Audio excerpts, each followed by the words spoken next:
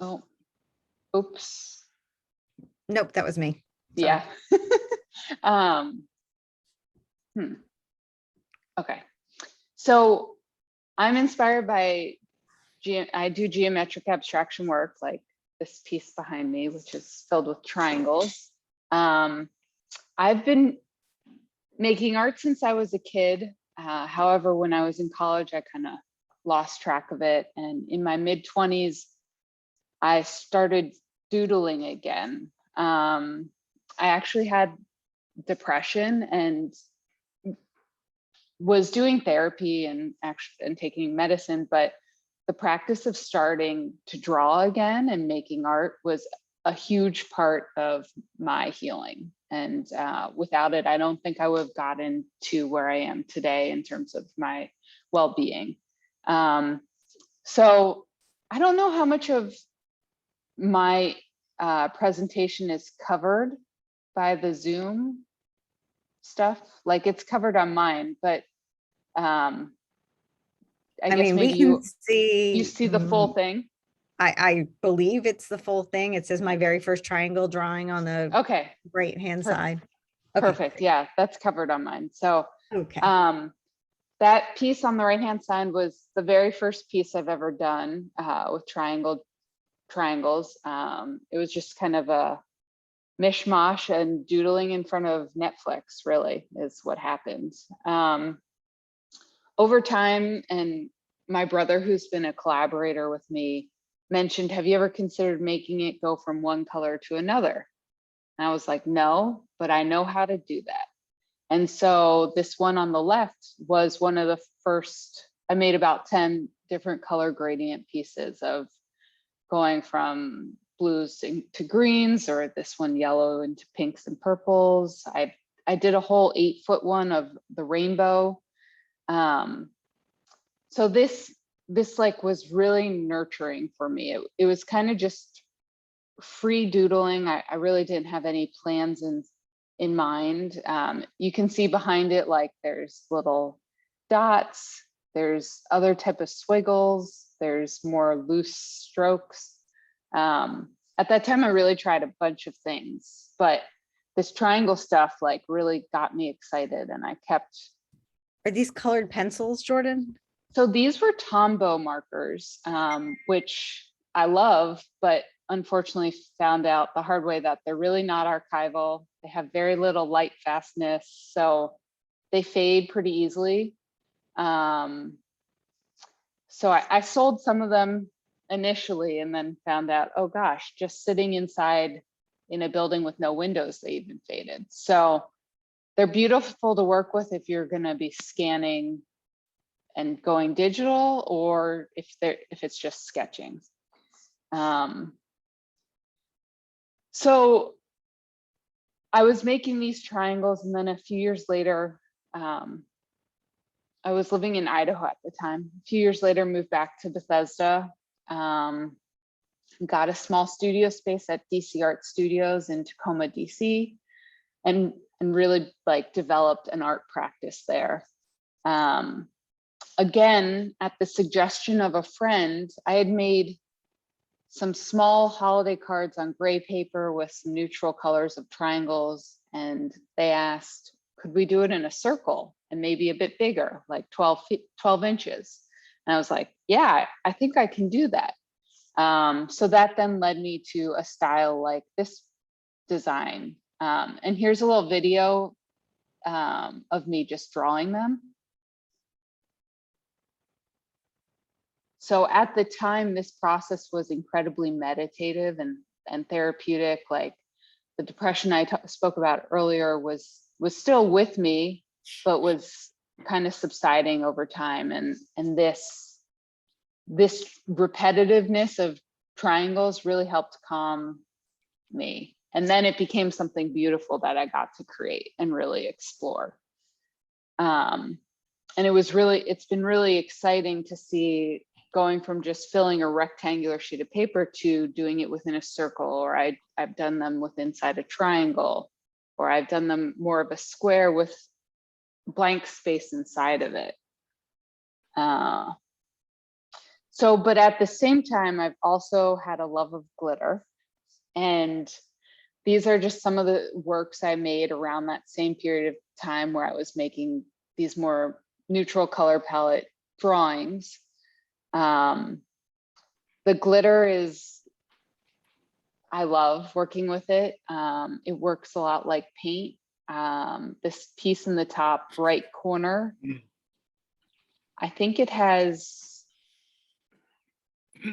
16 shades of each color, maybe 17. So I could mix, I was able to mix paint, mix glitter similarly to paint. Glitter even has the ability to kind of be desaturated if you add kind of the opposite secondary color. It can be lightened with some clear or white, and it can be darkened. So it really has some cool properties that I've loved getting to explore. And then, so after a few years of having the studio practice, I was doing drawings, I was making glitter works, and I started to get mural commissions. These were a few murals as well that I did. This one on the top left is at the Lululemon in Bethesda Row. So that for me was also a really cool, like, full circle moment to be asked to create work for a store in Bethesda. So I've really enjoyed exploring geometric abstraction throughout multiple mediums.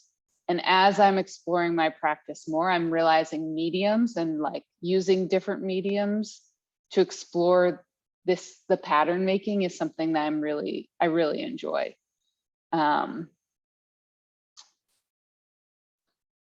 This next, I started to also realize, like, for mural making, I started to have a lot of paint left over. And art is so fun and beautiful and wonderful, but it also is kind of environmentally has an impact. The materials aren't the best for what I use. And I realized, like, I'm having all this leftover paint from murals, and I need to do something. I want to do something with it. So I started painting on canvas, and large scale, like the bottom right piece is 6 foot by 6 foot. And so I started really using the paint that was left over from murals, or mixing new colors out of the tubes of paint and bottles of paint that I had. It led me to having a totally only painting show at, which is in this top left image. And so now I mean, I use lots of mediums, and it's lots of fun to kind of bounce between them.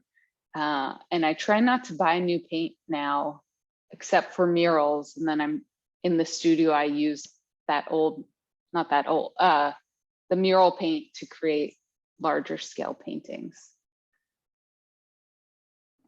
What kind of paint is the mural paint? Just Typically, yeah, typically I'm using golden acrylic. That's what I'll reuse in my studio. Some murals I'll use latex, like just Sherwin-Williams or Benjamin Moore. But anything that gets to be put on a canvas, it has been golden. So golden's really cool because it is made for outdoor use. It's like really high quality, can hold up against the elements. And golden, like, talks about it on their website. Like they have this whole thing outdoors where it sits in the weather, and they're in upstate New York. So it really gets exposed to weather. Like swatches of paint on this, I don't know how to describe it, but a wall outside that they've built just for testing the paints. Yeah, so mostly golden, only golden really. And I do a lot of indoor murals, and they're usually smaller scale. So golden makes sense price-wise for those projects, because I know I can use the paint again. On really large projects, like this one on the bottom, that was all a latex paint because that was 125 feet long. And it was for a mural festival in DC. So there was also not the budget for nice paint. But sometimes latex house paint is just more appropriate depending on the scale and type of project. Can you just talk a little bit about how you went to start the murals? Yeah. Okay. So I kind of skipped that. When I moved back to Bethesda, so I was living in Idaho, figuring life out, found a really cool art school in Greece, and I went there for 3 semesters. I call that like my master's, basically. I didn't study art undergrad. And so this was a traditional program, and I was just a sponge. I learned how to figure draw, oil paint, look at still lives. And at that time, I also brought my glitter with me. They were like, what are you gonna do with that? We don't use that. And I did that in my free time. But my last semester there, I met someone from San Francisco who spoke about murals. And she just kept talking about how cool they are. And I was like, I think I could do a mural. I think I could scale up my concepts and make one.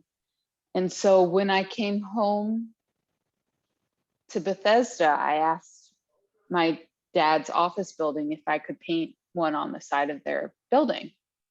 And it was 9 feet by 9 feet. And I said, if it's horrible, I'll repaint it for you. But I was given permission to try. And it worked out well.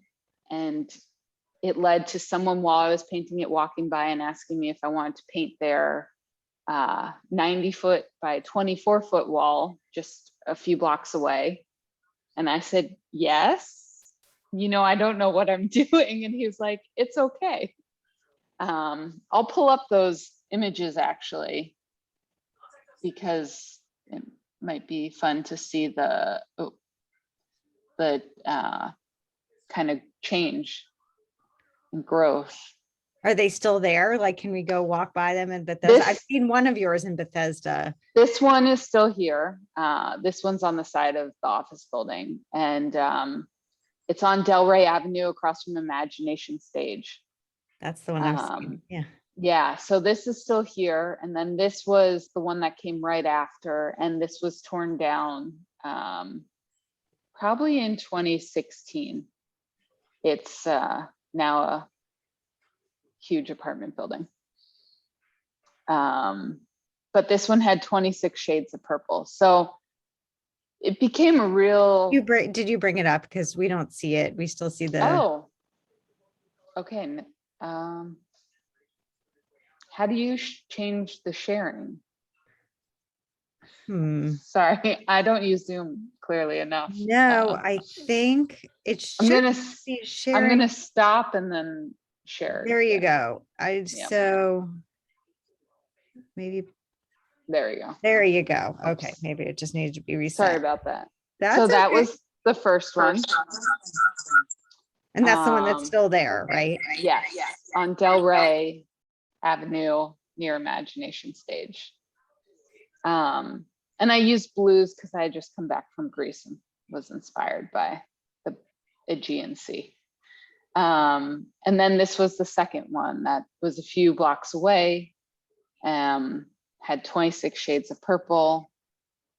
And I really had to figure a lot out for this one. Like I needed liability insurance because of how tall it was. Because I rented a boom lift to get over the trees and to the top half of the building.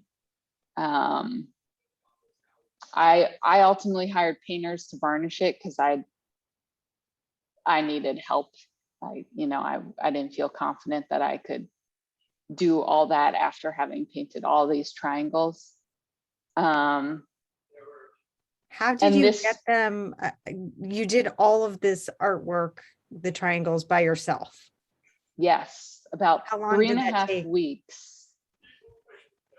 Not of consistent work, but it was also really hot. It was in the summer and like a like end of August, kind of hot.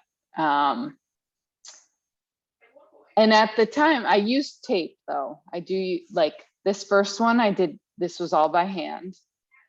But at that scale, it was easier. It took me about a week. At this scale, I used tape and I eyeballed it all with tape. You sketch it out beforehand? Like, I gave the client a design, which I'll show you in the rest of the presentation as well, like how I do it. This one, yes, I gave them kind of a sense of what they'd get. And I have a set of rules, kind of like a language of rules I follow, or like mathematical rules, like you do this, then this, then this. So that's how, like, I don't project my large scale work. I draw it on to the wall. That's part of a fun process for me actually as well, like is writing out my language, I guess is how I'd say that. I'll stop sharing again to switch back because I don't know how to switch windows.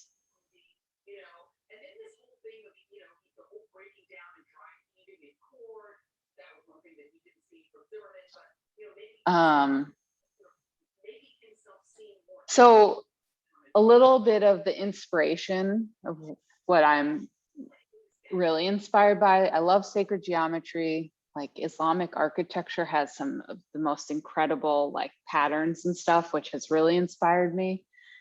I love math and I love nature. And I also really love metallic shiny things, which is why I use glitter and often metallic paint. Gold is like my favorite. This, I'm sorry, I'm also not in full. This piece was inspired by the golden ratio, and which is also Fibonacci sequence. So this is often found in like nautilus shells. If you notice the white spiral, it's found in plant life a lot. Like it's remarkable how often it's found in nature. And also artists have often gone back to use it for proportions in paintings. And then another piece, I made this during the pandemic in the beginning, while there was, all that time at home. Each piece is 6 inches by 6 inches. So I created 100 mandalas, and they're all variations focused, like they're doodles, but they're all like variations of sacred geometry and pattern making and kind of kaleidoscope type method of creation, because they're symmetrical in the center. And then I always did the same kind of shape mark making moment as I expanded out. So that's really how sacred geometry has also like really been influenced in my work. And then we can talk about murals. Before you get to murals, yeah. Can we ask one question? How long Sure. Did it take you to do each one of those mandalas? Somewhere between an hour and a half to potentially 4 hours. I'd say most of them were like 2 to 2.5. Wow. I can, that's a lot of drawing. Yeah. I mean, there was like a lot of time at home, and I didn't have access to my studio, and I lived in a 1-bedroom apartment with a little kitchen table. So I had to, especially in the beginning, I had black paper already, and this is mostly gel pens and colored pencils and some other markers. And so I used what I had. And then I ordered some more because thankfully Blick was still shipping stuff out. And I continued this. Awesome. Till 100. Cool. Yeah. How did you choose 100, or was it just a challenge? Both. It's a challenge, but it's also, it was a good stopping point. It was in, I think mid-July when it was finally done. So I was kind of tired of doing, I like to vary my work. I also did some knitting on paper, like embroidery on paper in this kind of mandala experiment. I used some gouache, I did watercolor stuff. So I was trying to experiment on with small things. But I also really love working in series and showing the work as like a larger kind of grouping, which was why I went with 100. I liked the scope of a 10 by 10 grid. Awesome. Very cool. Okay, back to murals. Thank you. Okay. Yeah. So what, I guess to start with how I get mural work. It's through a variety of avenues. And I wrote them all out just so I didn't forget.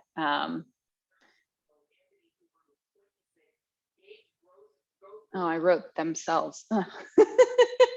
I meant themselves, meaning some corporate clients find me directly and work with me directly. Some people Google. Art consultants definitely have been great for my work. Instagram as well. A lot of people have found my work from Instagram. I've networked and I go to a lot of art events and try and meet people, and that has kind of spread people knowing about my work. And then people have found out about me from word of mouth or a friend of a friend. I personally, in the past 5-6 years, hadn't done a lot of outreach because I had a constant stream of work and was happy with where it was at. But I've started to do some of my own outreach, working with kind of she's a studio manager to help me kind of broaden my clientele and outreach. And I personally would like to have work outside of just the DC area. So I'm trying to actively contact people that aren't just very hyper local. So this is a really cool mural. And before I show you kind of the step-through-step process, this was done directly on concrete. It was pretty challenging because it required a lot of steps to make sure it was applied to the concrete. And it's about 30 feet tall. So first of all, we had a scissor lift that could fit just in there between the stairs and the wall. And then to apply onto the concrete, the paint, like golden acrylic paint, wouldn't just adhere to the concrete. And they didn't want us to seal up the whole thing in case it changed the concrete. So we taped every triangle and sealed it with a concrete primer first, and then painted 2 to 6 layers of paint on top. Another really interesting challenge that you don't know until you try, not all tape even adheres to concrete, unprimed concrete. So there is this really tacky, like really sticky, high tack tape that's made for concrete. And ultimately we found it and it saved us. I had someone help me, and she was really knowledgeable because she had worked in theater and was like, I'm pretty sure there's a tape that can be applied directly to concrete. Otherwise, like the blue painter's tape or frog tape was just wanted to fall off. So this was a cool project and probably still one of my favorite pieces I've ever made. But now I'll kind of walk you through my mural process, like you pretending like you're my client, sort of. So a client will contact me, and sometimes we'll have specific requirements for what they want, like color palette or pattern. Some people want triangles, some people want circles. Sometimes it's really my choice. This project was my choice with design. Budget was also something I had to keep into consideration because they had a certain size budget. So I wasn't going to do high density triangle work on all 3 of these walls because the budget really wouldn't cover my time. However, they had this background kind of tealish blue color that was like I needed to work with. So for this client, some clients, I'll tell them some initial ideas in writing with a few examples of other pictures of work that are similar to get a go ahead before we do the kind of rendering and design process, because they pay for the design process too. And I want to make sure we're on the same page before I'm doing like really deep into the paid work. And then they come back to me and maybe are like, well, that's not what we talked about, or we didn't even talk about it. I like to be pretty specific about what expectations are and what they can expect to see. So this was a design for, it's actually a rec center in DC. And it was like a direct commission from DGS, which is the DC Department of General Services. And they're in charge of all the school art renovations and some of these other public spaces. So this isn't a fitness center. So I also didn't want it to be like super busy everywhere, but wanted at least the other walls to have something. So they were an easy client. They didn't need any revisions. They were happy with this. Some clients will ask for revisions and I offer revisions as well. I personally set a limit though, because sometimes it can just get too far gone if you're back and forth. And if that's where it goes, sometimes like, well, maybe we're not the right fit for each other if you have to have 10 to 20 revisions. I mean, if it's small stuff, I understand, but overall big changes. So these are some of my notes from it. On site, I'll have a printout of the design, and I initially messed up the actual background color. So that's why there's a really bright blue instead of the kind of teal. And then this is my paint swatch. So I mix the colors on site, and this dark blue that it's on is the background color, that big circle. And then I mix all the paint into these little like food containers and label them so we know where each color will go, which I'll show you in a second. I have it now in my studio, like an internal inventory for my paint. So that's what the like TL11, TL10, TL9, that number code, that's what that refers to.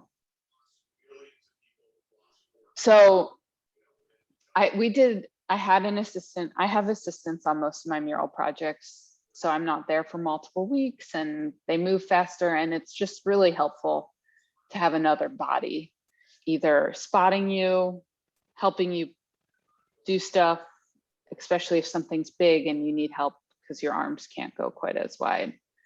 What was nice about this project was the floors were not finished, so I didn't have to put down drop cloths.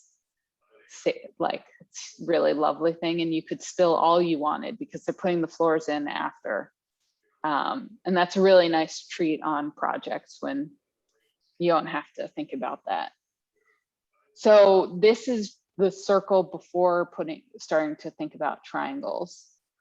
And then this is a little bit of the triangle process. I used to do a lot of the triangles handmade.